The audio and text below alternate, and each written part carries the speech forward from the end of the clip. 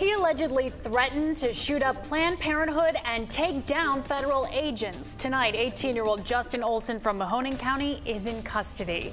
Good evening. Thanks for joining us. Federal agents found a huge stockpile of ammunition at the home that Olson shared with his father. He is facing federal charges this evening.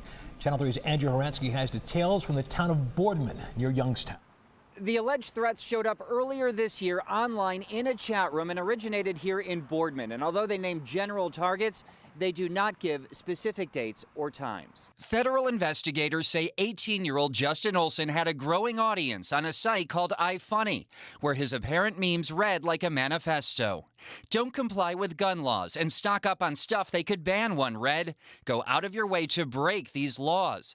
Bombing Planned Parenthood is noble, reads another.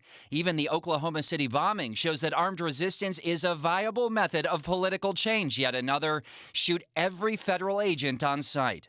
In recent days, Olson was arrested on the street where he lived with his father and where investigators found an arsenal, some of it in the teen's bedroom, including 10,000 rounds of ammunition, 15 assault-type rifles, shotguns, 10 semi-automatic pistols, and camouflage clothing. Neighbors we spoke with did not want to be on camera, but described Olson as a bright student, adding he was supposed to be leaving for college on a scholarship in Texas. Agents say Olson had used the screen name Army of Christ and grew concerned over how quickly he amassed online followers, 4,400 in March, creeping towards 6,000 today. And though they say he admitted to the comments concerning violence, he allegedly told them, quote, they were only a joke.